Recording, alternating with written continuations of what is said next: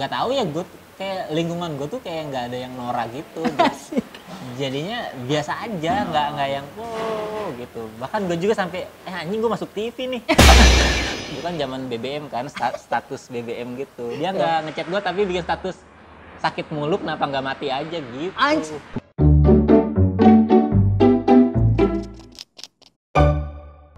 Halo teman-teman, selamat datang di Lang Review. Waduh, spesial banget episode kali ini. Gua bersama Ridwan Kamil. Salah dong, Ridwan Saidi. Ridwan Remin. Terus bro, sehat bro? Alhamdulillah, sehat selalu. Terima kasih sudah mau mampir ke channel saya ini.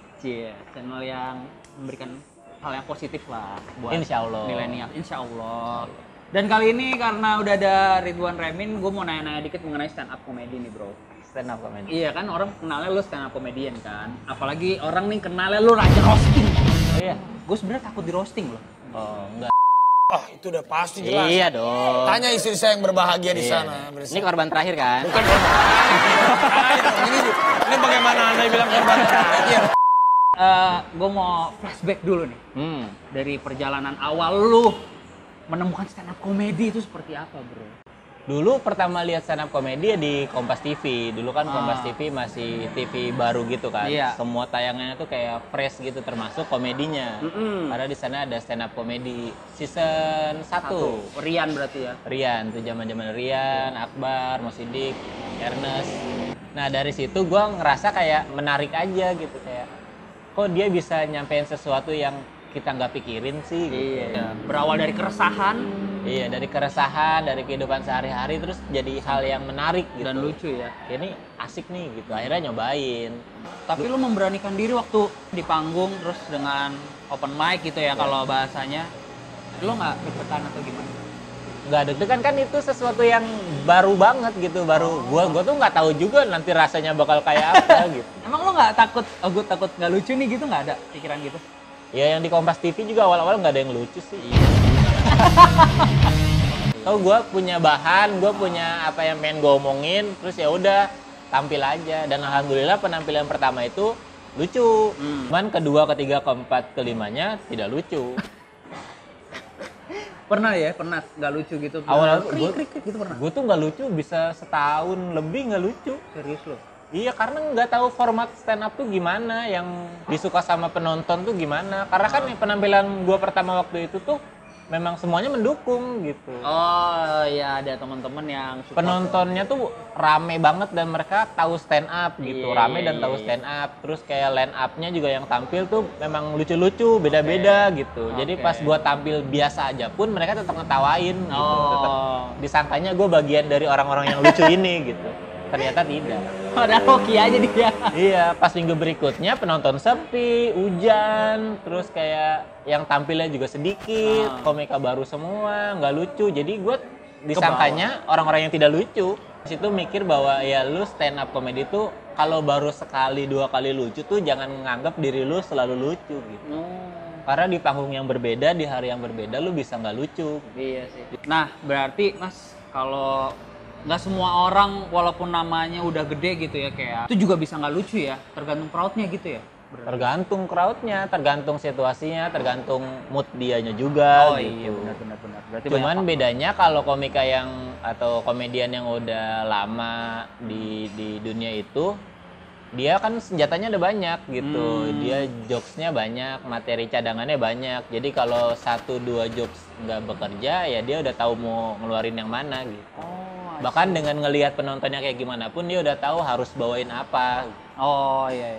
Jam terbang lah ya. Jam terbang, pengalaman tuh ngaruh banget. Beda sama yang baru-baru kan dia cuman punya modal materi segitu-gitunya, dia tampil dimanapun materinya sama. Jadi kalau lucu nggak lucu ya udah terima aja, nggak bisa ngapa-ngapain. Sedih. Nah, berarti yang gue riset juga nih sebelum lo terjun ke stand up, katanya lo pernah jadi buruh pabrik juga, bro? Bener nggak bro? Pernah dulu. Justru kerja dulu, Baru kuliah. stand up, baru kuliah. Wah, ini menarik nih. Itu gimana ceritanya tuh bisa lo akhirnya udah deh gue kerja di situ gimana awalnya? Ya, Lulus SMA berarti? lulus SMA kerja karena kan nggak tahu mau ngapain juga gitu. sebenarnya nggak disuruh kerja juga sama orang tua, cuman gue ngerasa bosan aja, nganggur tuh enak sebulan doang. Setelah sebulan tuh lu merasa tidak ada gunanya di dunia ini gitu, kayak di rumah aja kayak raja. Akhirnya nyari-nyari. Akhirnya dulu tuh gue nggak pernah pilih-pilih, yang penting mah gue tiap hari berangkat dari rumah karena udah bosan banget di rumah kan. Mau nongkrong juga teman-teman pada kerja, pada kuliah gitu, mau ngapain gitu. Akhirnya yang penting gue ada kerjaan, akhirnya buruh pabrik. 3 tahun apa? Lama juga ya? Yang penting mah gue sibuk lah. Gue nggak digaji juga, makan di rumah gitu. Iya. Yang penting ada kerjaan toh. Yang penting orang-orang di sana menyenangkan gitu, nggak ada yang rese. Nah, dari situ baru kan sambil kerja sambil stand up juga tuh dulu. Jadi iseng-iseng kalau lagi kerjaannya libur, pas ada stand up open mic, gue datang open mic gitu. Terus sambil nyari-nyari materi juga. Wih, datang juga akhirnya minumnya. Bagian apa tuh, Mas, waktu itu lo pas jadi buruh pabrik tuh? Operator injection istilahnya. Jadi gue tuh kayak megang mesin gitu, dulu tuh pabriknya plastik. Gue ambil, gue rapihin, gue cek reject apa enggak, baru gue packing gitu. Quality control ternyata deh. Semuanya, kalau di pabrik gue borongan semuanya. Gue yang megang mesin, gue yang ngambil produk, gue yang finishing, gue yang packing, yang beli gue. Jadi pabriknya brengsek. Jadi berarti yang terakhir ini berkompetisi ya orang-orangnya ya, ikut-ikutan. Iya, jadi dulu tuh gue sebenarnya salah gue sih, gue nggak masuk kerja gara-gara ada lomba stand up. Gue kira cuma 1 hari, ternyata pengumuman lombanya di hari berikutnya. Akhirnya di hari berikutnya gue izin lagi. Terus temen gue ada yang nge-BBM gitu. Itu kan zaman BBM kan, status BBM gitu. Dia nggak ngechat gue tapi bikin status sakit mulu kenapa nggak mati aja gitu. Terus akhirnya ya udah gue bikin surat resign keluar. Udah Gila. tuh, ambil tuh kerjaan gue, mati lu. Gitu. Tapi akhirnya Nah, terbayarkan. dari situ akhirnya kebuka jalannya gitu. 2 minggu setelahnya gue diundang tiap bulan tampil di Metro TV dulu. Setelah suci terus kehidupan lo berubah banget nggak sih? Berubah banget. gue jadi merasa paling suci sih gue. Ketemu orang di jalan udah pada kenal dong. ketemu orang. pendosa gitu. Wah, Ridwan nih gitu kenal ya pada ya. Enggak sih, gue Serius tuh lo? pernah waktu itu ngetes ya. Heeh. Keluar masuk mall tuh cuman ngetes popularitas gue gitu. Nggak ada yang nyapa gue tuh, nggak ada. Nggak ada ya? Nggak ada yang peduli. Sedih juga ya ternyata. Iya. Penikmat stand up gue tuh ternyata random. Yang selalu muncul ke hadapan gue itu biasanya para pekerja. Kayak tukang pecel ayam. Terus gue malam-malam tuh mau beli pecel ayam gitu. Mau beli pecel ayam, gue duduk kan gini. Terus abang-abangnya tuh dari pertama kali gue duduk dia ngeliatin gue. Terus gue liatin balik, terus dia senyum kan. Kayak, ini Suka apa ya? Iya, gue sempat curiga orang Jati Asih gini semua apa gimana gitu. Kayak, kok senyum gitu ke gue. Akhirnya karena gue nggak dilayanin, gue nyamperin dia kan. Gue bilang, bang, ayam goreng 1. Terus dia bilang, mau digoreng aja nggak mau di roasting. Iya, akhirnya kenal tuh yang gitu-gitu. Iya. Yang selalu muncul, cuman ternyata yang orang-orang pentingnya juga banyak yang suka, makanya job corporate-nya lumayan ada gitu. Cuman jarang muncul, jarang ada ke mall gitu kayak, mas saya CEO ini, saya suka mas, jarang ada gitu. Iya, Kayak, jarang lah ya. kayak saya suka mas, saya jaga parkir gitu. Yang muncul tuh gitu. Nah, kalau mengenai role model nih Wan, menurut lo role model dalam berstand up komedi tuh atau yang menginspirasi lo dalam stand up komedi tuh ada nggak? Satu orang aja atau komedian lah, nggak stand up Di aja. Indonesia apa di luar? Di Indo. Soleh Solihun sih. Oh, Soleh. Yang dia bahas tuh cukup gua rasain juga. Deket lah ya. Ada. Kalau yang bagus tuh yang relate sama kita kan, Iya. yang kita anggap bagus. Jadi kalau yang secara teknik, secara delivery bagus banyak, kayak Panji Pragiwaksono bagus, Radit bagus, cuman kan Bang Panji ngomongin persatuan, gue tidak peduli sama persatuan. Kayak Radit ngomongin jomblo, gue nggak peduli sama jomblo gitu. Padahal dia kenal parah juga loh ngomongin orang. Dia nggak sadar aja. Nah, ngomongin masalah Panji nih kan, kemarin gue sempet denger ada nolak jadi openernya Panji. Bener nggak sih ada gosip kayak gitu? Nggak nolak, nawar gue. Ya kan gue tahu aja dia mau bikin world tour gitu. Masa ngajakin gue ke Surabaya? Itu mah study tour.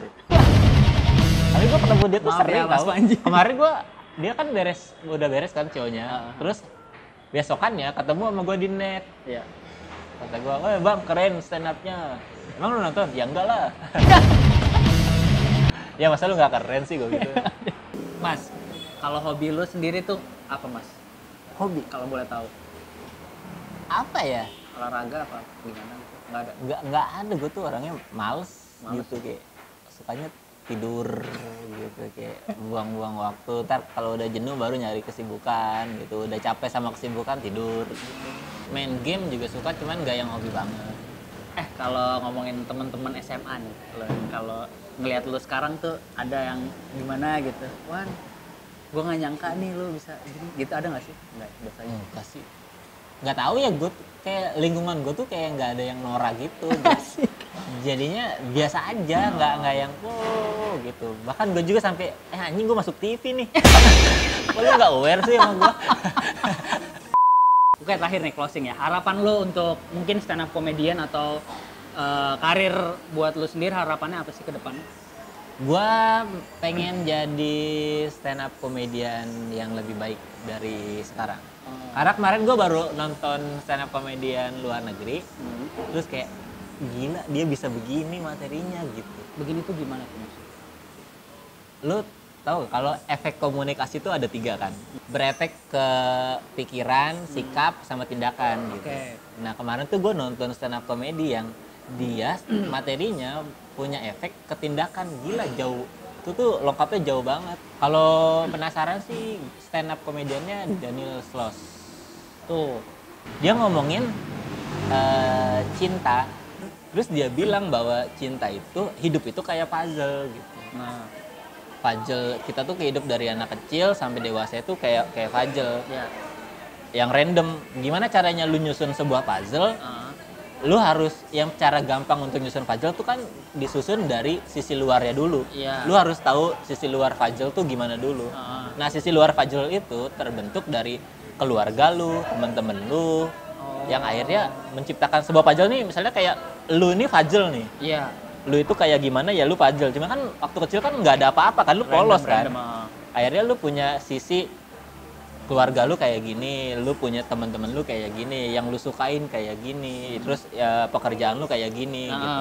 Nah, yang di tengah ini diisi sama pasangan lu. Yang sisanya ini pasangan, makanya ada istilah pasangan itu ada untuk melengkapi. Iya. Makanya dia adanya di akhir untuk melengkapi puzzle lu jadi seperti apa. Cuman pernah nggak lu saking nggak taunya lu mau ngisi apa ini puzzle, akhirnya lu berusaha untuk masukin apa aja ke sini supaya ini penuh dulu. Lu ketemu cewek, gua nggak tahu cinta apa enggak, tapi kayaknya dia masukin dulu deh. Ini kayaknya biar penuh deh puzzle-nya nih, masukin. Iya, Akhirnya setelah lu udah menemukan puzzle, ternyata lu sadar bahwa ini puzzle-nya nggak pas. Nggak pas dan mau dibuang? Mau dibuang tapi nggak bisa, nih baik ini gitu. Oh, gitu. Lu udah masuk, lu nih baik, gimana dong di posisi itu gitu. Nah, terus dia nawarin solusi nggak tuh si stand up itu? Di situ solusinya adalah ya udah, lu kalau lu nggak cinta, bilang aja nggak cinta gitu. Masih ada 7 miliar orang di luar sana untuk melengkapi puzzle lu. Lu nggak usah takut dia bakal sakit hati, karena ya memang pasti sakit hati. Dan lu tahu gara-gara stand up itu 20.000 orang pisah dari pasangannya. Gila, itu yang maksudnya ada actionnya juga ya. Gara-gara nonton dia 20.000 orang putus, termasuk orang-orang yang udah menikah. Hah? Serius lu? Gila, bisa Karena dia bilang Gitu di stand up-nya kalau lu putus sama pasangan lu tweet ke gua. Oh, jadi ada datanya gitu ya. Gila, keren. Kalau lo harapan lo akan seperti itu ya. Bukan gitu, bukan pengen bikin orang putus. Tapi gua pengen punya sebuah materi yang Iya. seberefek itu. Iya, materinya Bukan efeknya cuman tuh dia udah nggak peduli lucu-lucuan gitu. Sementara kita kan masih nyari gimana caranya biar lucu. menghibur gitu. ya. Ada. Caranya biar orang senang. Tapi kalau dia sudah punya hal yang ingin dia sampaikan dan menularkan itu ke orang lain gitu. Oh, itu sesuatu yang udah expert lah ya menurut lo ya dalam Iya. dunia komedi ya. Cuman dia emang orang pinter banget sih. Nah, setelah ini ada satu aktivitas Ridwan tuh yang nggak lo sangka-sangka. ternyata dia adalah player Mobile Legend, bro. Wih, gila. Baru tahu kan? Nah, abis ini kita akan coba main Mobile Legend. Gua udah add ID-nya tadi. Gue coba mau coba mabar sama Ridwan Remin. Seperti apa? Kita banyak-banyakan kill ya. Asik.